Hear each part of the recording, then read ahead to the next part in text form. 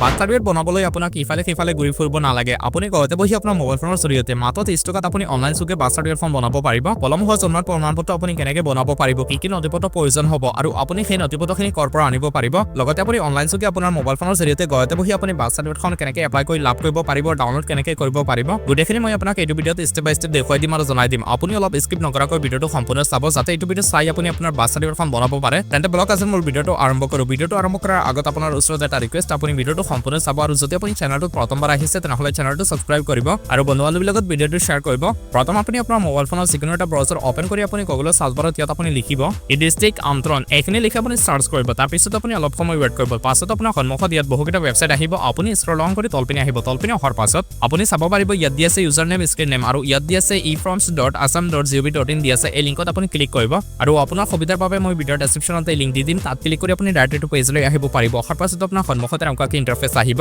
এতিয়া আপুনি প্ৰথম চাব পাৰিব ইয়াত দি আছে welcome to Assam online service পাছত দি আছে ইমেইল এড্ৰেছ আৰু দি আছে ইউজাৰ নেম স্ক্ৰীন নেম দি আছে আৰু দি আছে লগইন যদি আপুনি অসম চৰকাৰৰ এই ডিস্ট্ৰিক্ট পৰ্টেলত আগতে আপোনাৰ ইমেইল আইডি ৰেজিষ্টাৰ কৰিছিল ইউজাৰ নেম আৰু স্ক্ৰীন নেম ক্ৰিয়েট কৰিছিল তেন্তে আপুনি সেইটোৰ জৰিয়তে বৰ্তমান আপুনি লগইন কৰিব পাৰিব আৰু আপোনাৰ বাৰ্থ চাৰ্টিফিকেটখন এপ্লাই কৰিব পাৰিব আৰু যদি আপুনি আগতে আপোনাৰ ইমেইল আইডি ৰেজিষ্টাৰ কৰা নাই user name screen name create কৰা নাই তেন্তে আপুনি কেনেকৈ বাৰ্থ চাৰ্টিফিকেটখন এপ্লাই কৰিব পাৰিব আপোনাৰ হাতত email ID user name screen name নাই আপুনি সেই সময়ত কেনেকৈ আপুনি বাৰ্থ চাৰ্টিফিকেটৰ বাবে আবেদন কৰিব পাৰিব ইয়াত কেনেকৈ লগইন কৰিব পাৰিব চাওক সেইটো প্ৰচেছত মই আপোনাক তিনিটা প্ৰচেছ দেখুৱাম তিনিটা পৰ্টেলত অসম চৰকাৰৰ তিনিটা পৰ্টেল আছে আৰু তিনিটা পৰ্টেলত আপুনি কেনেকৈ আইডি পাছৱৰ্ড ক্ৰিয়েট কৰিব পাৰিব সেইটো প্ৰচেছ মই আপোনাক নেক্সট ভিডিঅ'টো দেখাম আৰু এইটো ভিডিঅ'ত মই আপোনাক দেখাম যে আপুনি কেনেকৈ বাৰ্থ চাৰ্টিফিকেটখন এপ্লাই কৰিব পাৰিব ইয়াত লগইন কৰি আৰু তাৰ পিছতো যদি আপুনি নিজে আপোনাৰ বাৰ্থ চাৰ্টিফিকেটখন এপ্লাই কৰিব বিচাৰে তেন্তে আপুনি কেনেকৈ কৰিব পাৰিব ইয়াত আপোনাৰ ইমেইল আইডি কেনেকৈ ৰেজিষ্টাৰ কৰিব পাৰিব ইউজাৰ নেম আৰু স্ক্ৰীন নেম কেনেকৈ ক্ৰিয়েট কৰিব পাৰিব যদি আপুনি ভিডিঅ'টো সম্পূৰ্ণ চাই তেন্তে মই আপোনাক ভিডিঅ'ৰ মাজত জনাই দিম যে আপুনি কেনেকৈ আপোনাৰ ইমেইল আইডি ৰেজিষ্টাৰ কৰিব পাৰিব ইউজাৰ নেম স্ক্ৰীন নেম কেনেকৈ ক্ৰিয়েট কৰিব পাৰিব মই ভিডিঅ'ৰ মাজত আপোনালোকক জনাই দিম সেইকাৰণে আপুনি ভিডিঅ'টো স্কিপ নকৰাকৈ সম্পূৰ্ণ চাব যাতে আপোনাৰ ওচৰত প্ৰপাৰলি ইনফৰমেশ্যনখিনি যাব পাৰে আৰু আপুনি আপোনাৰ বাৰ্থ চাৰ্টিফিকেটখন এপ্লাই কৰিব পাৰে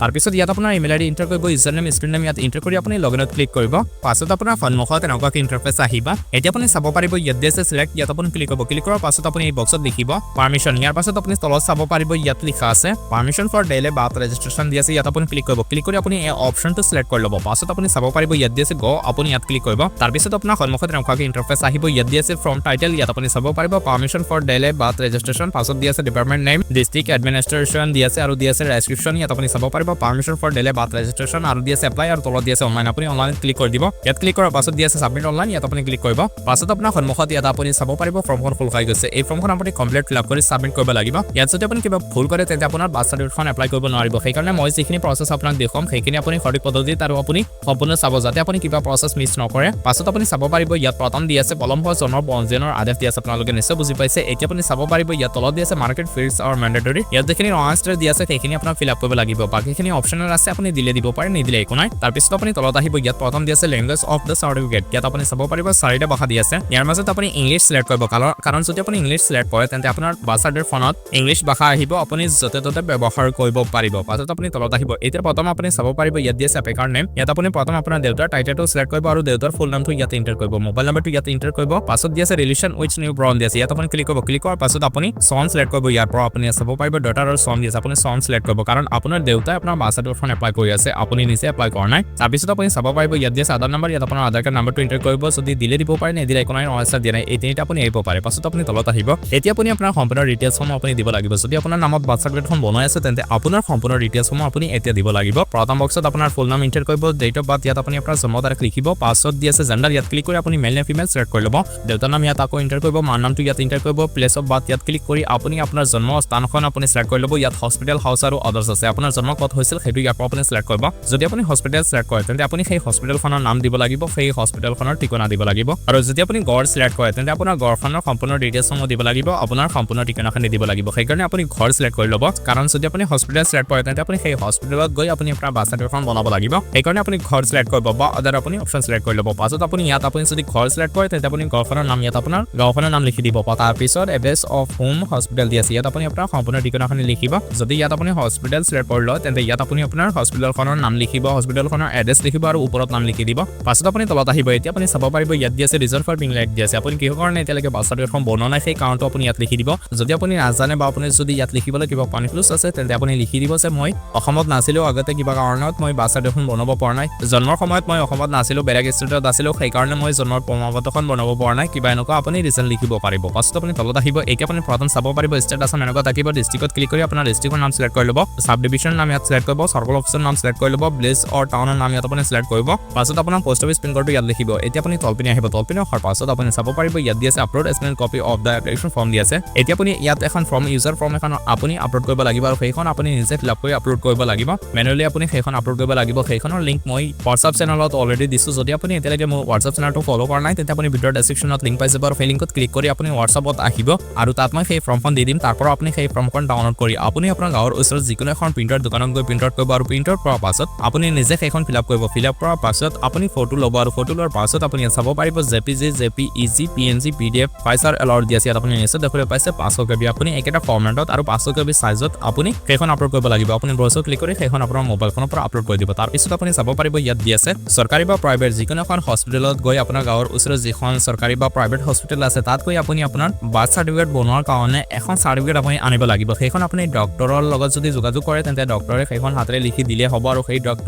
ডক্টৰে হাতেৰে লিখি এখন সাৰ্টিফিকেট দিব এখন প্ৰুফ দিব যে আপোনাৰ জন্ম হৈছিল সেই চনত আৰু আগতে বাৰ্থ সাৰ্টিফিকেট বনা নাই সেই বিষয়ে এখন সাৰ্টিফিকেট দিব আৰু সেই সাৰ্টিফিকেটখন আপুনি আনি ইয়াত আপুনি ব্ৰাউজাৰ ক্লিক কৰি একেটা ফৰ্মেটত 500 KB সাইজত আপুনি সেইখন আপলোড কৰি দিব তাৰ পিছত আপুনি তলত আহিব এতিয়া আপুনি চাব পাৰিব ইয়াত 3 নম্বৰ দি আছে school certificate admit card for age 6 and above or parent details দি আছে ইয়াত আপুনি নিশ্চয় দেখিবলৈ পাইছে আপোনাৰ স্কুল সাৰ্টিফিকেট দিব লাগিব এডমিট কাৰ্ড দিব লাগিব যদি আপোনাৰ স্কুল সাৰ্টিফিকেট নাই তেন্তে আপুনি এডমিট কাৰ্ড দিব পাৰে যদি এডমিট কাৰ্ডো নাই স্কুল সাৰ্টিফিকেট নাই তেন্তে আপুনি সেই সময়ত কি কৰিব আপুনি আপোনাৰ গাঁৱৰ পৰা সাৰ্টিফিকেটখন দিব পাৰে বা আপোনাৰ আধাৰ কাৰ্ডখন দি দিব যদি আপোনাৰ স্কুল সাৰ্টিফিকেট নাই এডমিট কাৰ্ড নাই তেন্তে আপোনাৰ আধাৰ কাৰ্ডখন দিব পাৰে যদি আপোনাৰ বয়স বেছি হৈছে আৰু 6 বছৰৰ তলত যিসকল ল'ৰা ছোৱালী আছে সেইসকলৰ বাবে যদি আপুনি বাৰ্থ সাৰ্টিফিকেটখন বনাই আছে তেন্তে সেইসকলৰ অভিভাৱকৰ যিকোনো এখন নথি আপুনি দিব পাৰে Aadhaar card PAN card voter ID card PAN card নিদিব আপুনি ভোটাৰ আইডি কাৰ্ড বা ভোটাৰ তালিকা নহলে আধাৰ কাৰ্ড দিব সেইখনে আপোনাৰ এড্ৰেছ প্ৰুফ দিব সেইকাৰণে আপুনি 6 বছৰতকৈ তলত যদি ল'ৰা ছোৱালীৰ বাবে বনাই আছে তেন্তে মা দেউতাৰ আধাৰ কাৰ্ড নহলে বেছিক কাৰ্ড বা আপোনালোকে ভোটাৰ তালিকা মা দেউতাৰ দিব পাৰে পাছত আপুনি তলত আহিব এতিয়া আপুনি চাব পাৰিব 4 নম্বৰত দি আছে এফিডেভিট এইখন হল মেইন ইম্পৰ্টেন্ট এইখন আপুনি আপোনাৰ গাঁৱৰ এৰিয়াৰ যিখন কোড আছে সেই কোডৰ পৰা আপুনি আনিব লাগিব আৰু সেইখন আপুনি কেনেকৈ আনিব চাওক আপোনাৰ গাঁৱৰ ওচৰত যিখন কোড আছে সেই কোডত গৈ আপুনি উকিলৰ লগত যোগাযোগ কৰিব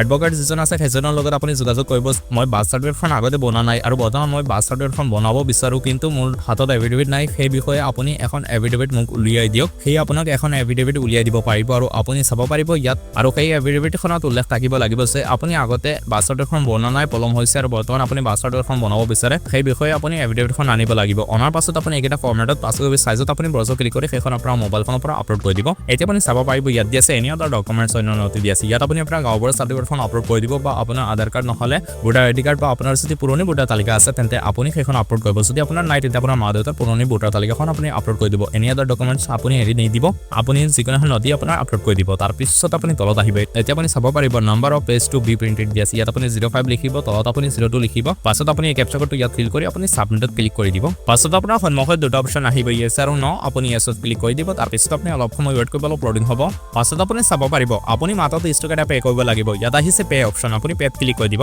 তাৰ পিছত আপোনাৰ পেমেন্ট সম্পূৰ্ণ ডিটেইলছ সমূহ আহিব আপুনি স্ক্ৰল ডাউন কৰি তলত আহিব ইয়াত দি আছে ক্লিক টু প্ৰচিড ইয়াত আপুনি ক্লিক কৰিব পাছত আকৌ তলত আহিব এতিয়া আপুনি চাব পাৰিব ইয়াত দি আছে প্ৰচিড টু পে ইয়াত আপুনি ক্লিক কৰি দিব তাৰ পিছত আপোনাৰ সন্মুখত ইয়াত পেমেন্ট কৰাৰ বাবে বহুকেইটা অপচন আহিব বহুকেইটা পেমেন্ট মেথড আহিব ইয়াৰ পৰা আপুনি যিকোনো এটা ইউজ কৰি আপুনি পেমেন্ট কৰিব পাৰিব কেনেকৈ কৰিব পাৰিব ইয়াত মই আপোনাক দেখাম আপুনি চাব পাৰিব তলত আহিব ইয়াত দি আছে UPI wallet card credit card debit card দি আছে নেট বেংকিং দি আছে গুগল পে Amazon পে দি আছে ইয়াৰ পৰা আপুনি যিকোনো এটা পেমেন্ট মেথডৰ জৰিয়তে পেমেন্ট কৰিব পাৰে যেনে ইয়াত মই ফোন পেৰ জৰিয়তে পেমেন্ট কৰিম ইয়াত আপুনি চাব পাৰিব UPI দি আছে ইয়াত আপুনি ক্লিক কৰি দিব ক্লিক কৰাৰ পাছত এতিয়া আপুনি চাব পাৰিব ইয়াত দি আছে Google pay phone pay Paytm আৰু বহুকেইটা অপচন দি আছে ইয়াৰ পৰা আপুনি যিকোনো এটা ইউজ কৰি আপুনি 30 টকা পে কৰিব পাৰিব ইয়াত মই পেটিএম সিলেক্ট কৰিছো ইয়াত আপুনি চাব পাৰিব এতিয়া আপুনি আপোনাৰ UPI নাম্বাৰটো এন্টাৰ কৰিব ভেৰিফাইড ক্লিক কৰি দিব তাৰ পিছত আপোনাৰ পেটিএমত বা গুগল পে বা ফোন পে পেটিএম জৰ আপুনি UPI ID ইউজ কৰিব সেইটোত নটিফিকেশন আহিব আৰু আপুনি 30 টকা পে কৰিব লাগিব পে কৰাৰ পাছত আপোনাক একো কৰিব নালাগে আপোনাক লগে লগে এখন একনলেজমেন্ট ৰিসিভ দিয়া হ'ব আৰু সেইখনৰ জৰিয়তে আপুনি আপোনাৰ পাৰমিশন ফৰ ডিলে বা ৰেজিষ্ট্ৰেচনখন ডাউনলোড কৰিব পাৰিব সেইখন আপুনি কেনেকৈ ডাউনলোড কৰিব পাৰিব এতিয়া মই সেই প্ৰচেছটো আপোনাক দেখাম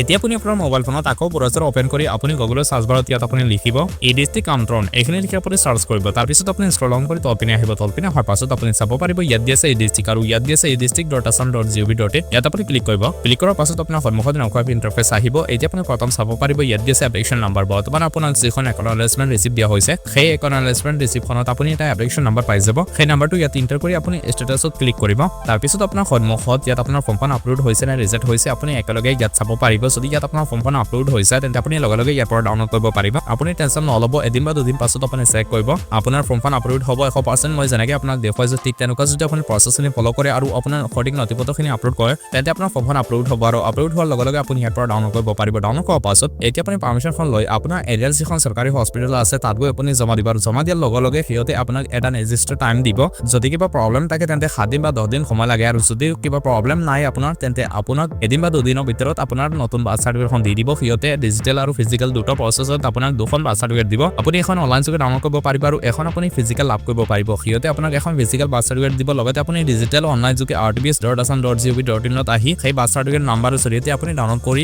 ডিজিটেল আপুনি ৰাখিব পাৰিব পিডিএফত সো বন্ধুসকল আৰু মই নেক্সট ভিডিঅ'টোত আপোনাক দেখাম অসম চৰকাৰৰ তিনিটা পৰ্টেল আছে য'ত আপুনি আইডি পাছৱৰ্ড ক্ৰিয়েট কৰি আপুনি বাৰ্থ চাৰ্টিফিকেট ডেথ চাৰ্টিফিকেট বা বহু ধৰণৰ কাম আপুনি অনলাইন যোগে কৰিব পাৰিব ঘৰতে বহি আপোনাৰ মোবাইল ফোনৰ জৰিয়তে আপুনি আপোনাৰ নিজে কৰিব পাৰিব লগতে আপুনি বেলেগৰ কৰি টকা উপাৰ্জন কৰিব পাৰিব সেইখিনি প্ৰচেছ মই আপোনাক নেক্সট ভিডিঅ'টোত দেখাম যে আপুনি অসম চৰকাৰৰ তিনিটা পৰ্টেলত আপুনি কেনেকৈ আইডি পাছৱৰ্ড ক্ৰিয়েট কৰিব পাৰিব লগতে মই আপোনাক এই ডিষ্ট্ৰিক্টতো দেখাম যে আপুনি এই ডিষ্ট্ৰিক্টৰ আইডি পাছৱৰ্ড কেনেকৈ ক্ৰিয়েট কৰিব পাৰিব ইয়াৰ লগতে আৰু দুটা পৰ্টেল আছে অসম চৰকাৰৰ তাত আপুনি কেনেকৈ আইডি পাছৱৰ্ড ক্ৰিয়েট কৰি আপুনি বাৰ্থ চাৰ্টিফিকেট ডেথ চাৰ্টিফিকেট বা ইনকাম চাৰ্টিফিকেট PRC বা এনেধৰণৰ বহু আপুনি ডকুমেণ্টছ বনাব পাৰিব অসম চৰকাৰৰ তিনিটা পৰ্টেল আছে আৰু তাত আপুনি কেনেকৈ আইডি পাছৱৰ্ড ক্ৰিয়েট কৰিব পাৰিব সেইখিনি প্ৰচেছ মই আপোনাক দেখাম যদি আপুনি কমেণ্ট কৰে আৰু লগতে চেনেলটো ছাবস্ক্ৰাইব কৰে যদি আপোনালোকে মোক ছাপোৰ্ট কৰে তেন্তে মই আগলৈ প্ৰচেছখিনি দেখাবলৈ ইচ্ছুক হ'ম সেইকাৰণে আপোনালোকে চেনেলটো ছাবস্ক্ৰাইব কৰিব আৰু বন্ধু বান্ধৱীৰ লগত ভিডিঅ'টো শ্বেয়াৰ কৰিব কমেণ্ট কৰিবলৈ নাপাহৰিব